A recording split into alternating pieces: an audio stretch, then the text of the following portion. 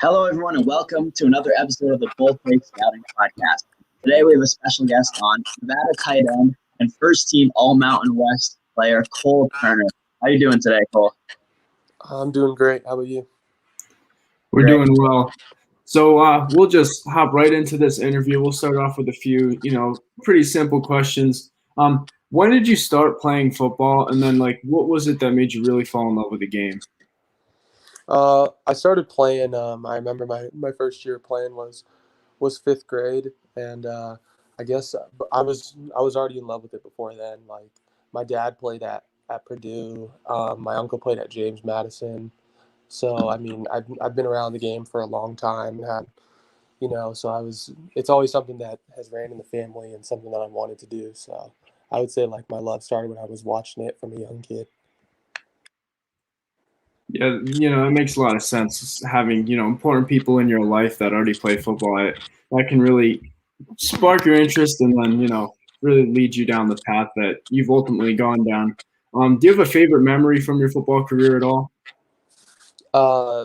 Yeah, definitely my favorite memory up until this point would probably be still would be like winning my high school state championship, just because I stayed at the same school from when I was like first grade all the way up until my senior year of high school. I was going to school and playing football with the same guys, so for us to come together and it was our school's first state championship in the school's history, so that was a really big moment for me, I would say, in my career. That sounds awesome. I mean, hearing that was the whole ride from first grade all throughout high school and to win that title, that must have been a great feeling. And to go back to your recruiting process, you were recruited by a bunch of schools, including Oregon State, BYU, a couple Ivy League schools in Princeton and Columbia. But in the end, what made you choose Nevada? Yeah, I mean, I get asked that a lot, but I think I'm the type of person that if it feels right, I'm gonna do it. And I came on a visit. I really liked our head coach Norvell, our offensive coordinator Coach Mummy. I had a really good connection with them, and I really liked the area too. So between those two things, I would probably say is why I chose it. And they were the school that showed the most interest in me from beginning to end through my recruitment too as well. So between all those things, it just felt like a perfect fit for me. That makes sense. I mean, in this past year, you've really blossomed on the on the football field. And talk about a breakout season. You went from in 2019 catching just 4 balls to here in 2020, you had 49 catches, 605 yards, and 9 touchdowns, which was tied for the team's lead. So, what really came into this breakout season, especially considering that you switched from wide receiver to tight end? So, how did in one offseason you manage to change your body, change your game so that you could have such a jump in success despite playing a different position for the first time? Yeah, I mean, I don't think it was just like one off season's work. Like it was accumulation of multiple seasons of wanting to play and getting my shot and making the most of my opportunity. And I think like quarantine, because I was during the quarantine time, played a big part in it. I was working out every day, eating, staying home in Oregon where I'm from. There's not too much to do out there, especially while quarantine was going on. So I was just lifting weights and running routes almost every day, and I think that really helped me, and it helped me build a lot of confidence in myself because I knew I was doing stuff that a lot of other guys weren't. Yeah, I think quarantine kind of hit people two different ways. I think for a lot of people, it's motivation to, get to work, whether it was in sports or just in life in general. Get down, get to work, get in shape a little bit. And other people, quarantine hit and they pretty much did nothing the whole quarantine. So it's awesome to see people with that attitude of, quarantine sucks right now, but I'm going to make the most of it. I'm going to improve myself and improve my craft. Let's Yeah, talk about your game tape a little bit. You're a high level athlete. We see that on tape, and you excel at winning contested catches. You show great grit while you're blocking and stuff like that. Um, what in your opinion are your strengths? I would definitely say my strengths are definitely on the receiving side in general, just because like you mentioned, I played receiver my whole life up until this past season. I got moved to tight end, so I'd say, catching the ball up around the middle, contested catches, like you said, and like I feel like I'm, the best player in the country in the red zone in general. Um, so I would just say those are probably my best strength as a player currently. I'd have to agree with that. I think it was against Fresno State where it was a back shoulder throw to you. But I think three plays in a row, and I mean, it's definitely something that it looks like you've really mastered already. And any great player knows that they've got areas to improve, and certainly in having only played 1 year at tight end, what are you looking to improve as specific parts of your game ahead of your second year at the position? Yeah, I think what I want to improve on is show more that I can do more traditional tight end stuff, not just always flexed out. So more stuff where I'm more in line, whether that's blocking, running routes out of there, as well as I want to show more of a run after the catch ability, turn in more of like 20-yard catches into 50, 60-yard touchdowns, stuff like that. And what are some things that you're doing to work on those specific traits? Yeah, so I work out with you guys. I'm pretty sure you guys know him, Julius Thomas, also Virgil Yep. Green, and then I'm usually I throw routes with our quarterback Carson Strong. We go out there usually 3 to 4 times a week at least, along with some of my teammates, and we go out there and compete a little bit and like to just get a little bit better every day. That's what we talk about a lot, is just improving on something every day.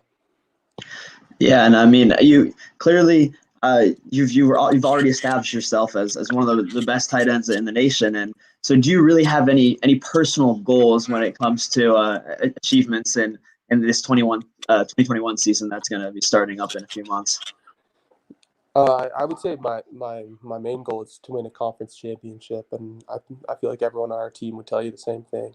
I think we should have been in that position last year. We were a game away from it, along with not only winning conference championship, but hopefully playing in a New Year's Six bowl game, being the Group of 5 team that gets to go play in a New Year's Six bowl game. I'd say those are my 2 biggest goals for this season, and as long as I accomplish those, I won't ask for anything else.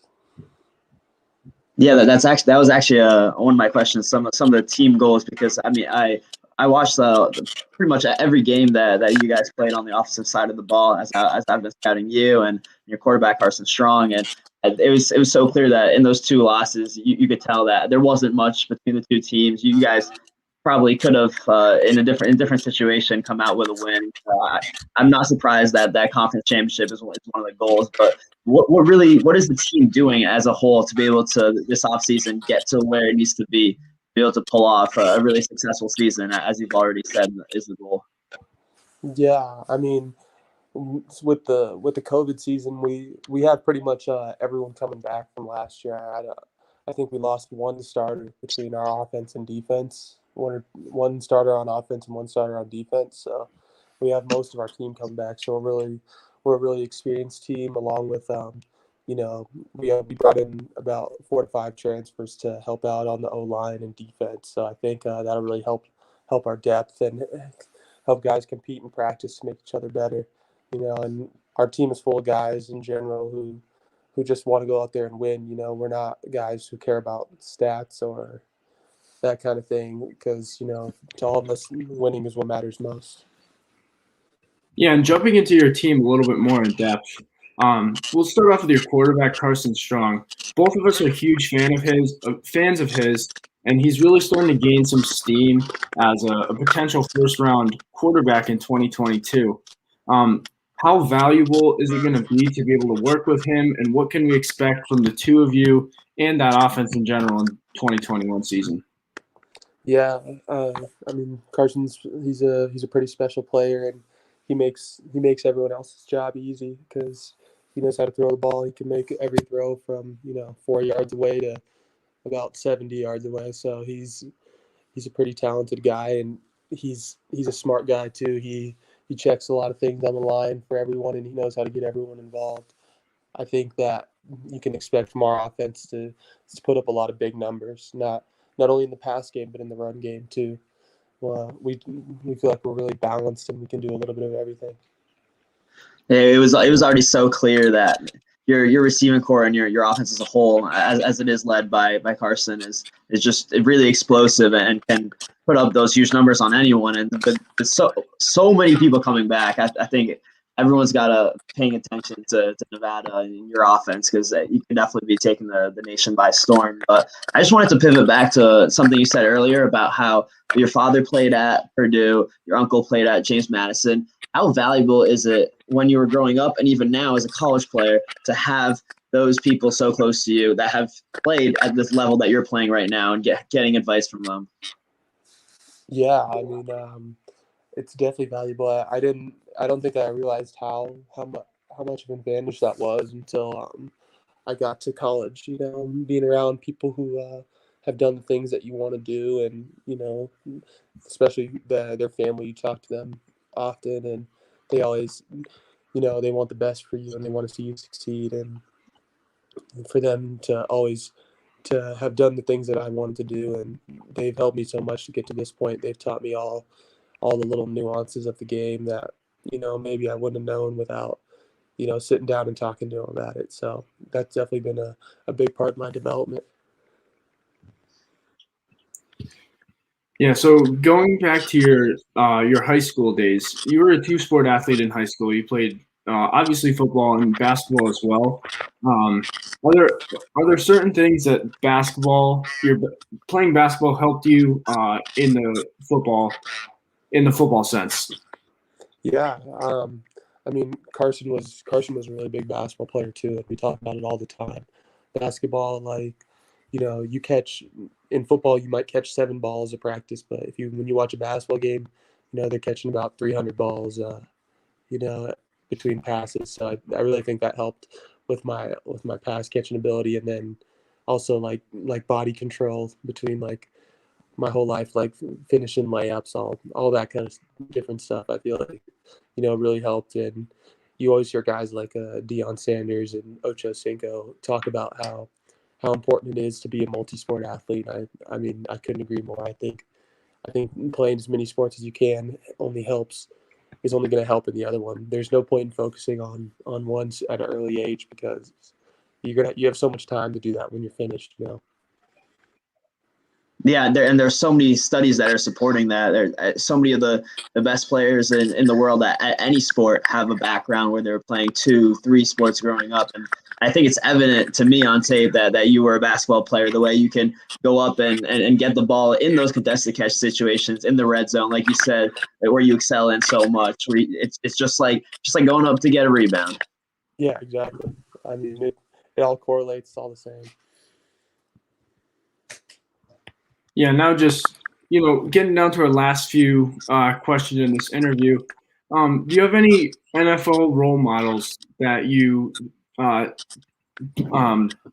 emulate your game after, or that you look up to and try to be like some of those players? Yeah, I mean, I would definitely say growing up, my favorite player was always Calvin Johnson. He was always a bigger guy, and you know I've always been a bigger guy. I played football too, so he was definitely my favorite player growing up. And nowadays, when I see guys play on Sundays, I definitely see myself in like a Waller, like Darren Waller type of role, like Travis Kelce, Jimmy Graham.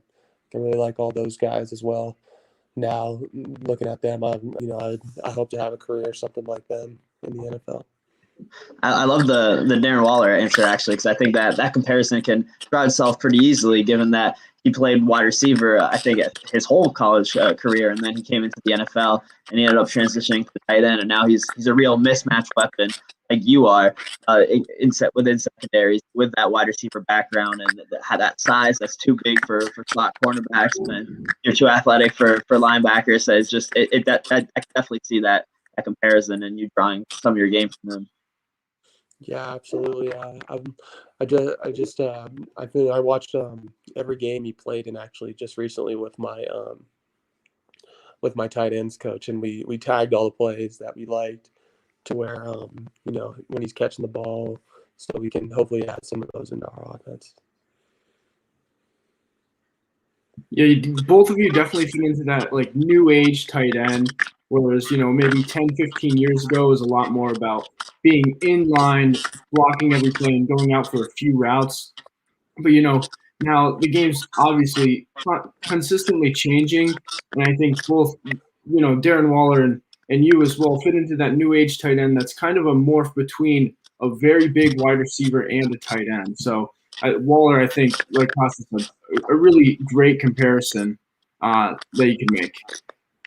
Yeah, I mean the tight end position is probably the most broad in football. You can do so many different things, and you have to do so many different things. You got to be a really smart player to play it, and I think that football in general is becoming more like basketball, where it's more positionless, and it's rather just the best players are going to play always. You don't have to fit into a mold so much anymore.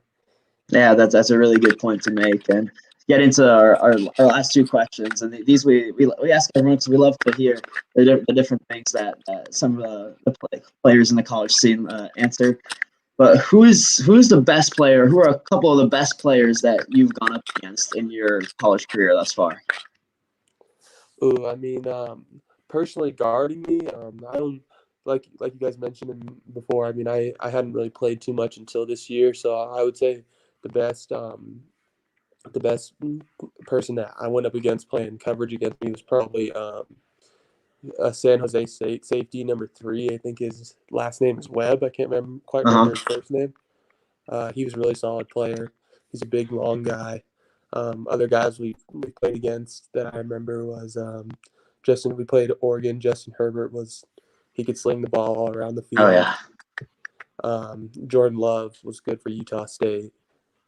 Keyshawn Johnson for Fresno State a few years back.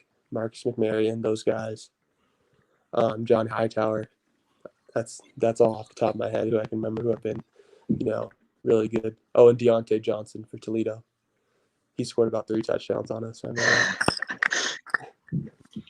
Yeah, I mean, a couple of those guys are really starting to become stars in the NFL, especially Justin Herbert. I mean, his rookie season was pretty crazy from a rookie quarterback. So I mean, he's got to be on your list as one of the top players that you played.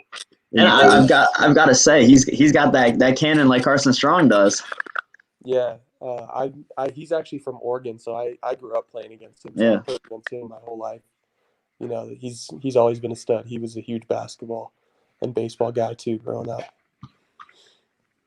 Yeah, that's awesome. And here's our last question to end off on an inspirational note for anyone who's watching or who will be later. What is the best piece of advice that you've received at any point in your football career, growing up or in college? I would say it's like a corny answer, but like believing in yourself is like the first most important thing you can do. Like believing in yourself and playing with confidence I would say that's like the most important thing. Like that's half the battle. The confidence and believing in yourself comes from like the preparation you put in. It's all connected through the hard work. So at the end of the day, like if you work hard and you believe in yourself, and you believe in the preparation you put in, you're gonna be successful and you're gonna be happy with the result. Yeah, I think that's a great point to make, and that made me wonder. While you were in your first 2 years at Nevada, and you weren't really seeing the field as much as you probably wanted to, what was it that kept you thinking? You know what, I know how good I am, how good I can be, and that translated to having such a huge breakout season last year. Yeah, I mean, I always knew I could play. I was always confident in myself, and it was more about just like translating it and kind of finding my niche and role as like a player. It's in high school, everyone is the stud of their team, and then you get to college and it's a little different. So I guess it took me a couple of years to kind of carve out a role for myself, which like in hindsight, like it all worked out the way it was supposed to. Like you don't always have, it goes for anything in life. You don't always have success at first, but like if you keep at it and you don't give up on yourself and you believe you're in the right situation, it'll usually end up working out for you.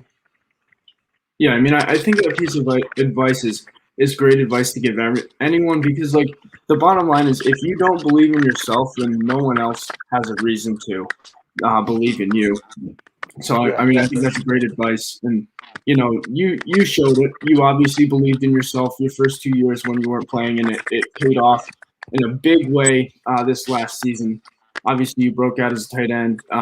We look forward to seeing more big things in this 2021 season from you and the whole Nevada offense. I think this is going to be one of the best offenses in the nation, definitely with some of those wide receivers. Yourself and then Romeo Dubs, especially, he's a guy that we really like as well. Yeah, absolutely. And we have another guy coming back, Elijah Cooks, who Yep. he missed all of last season, and he's back to 100% healthy. So I think we're going to do some special things.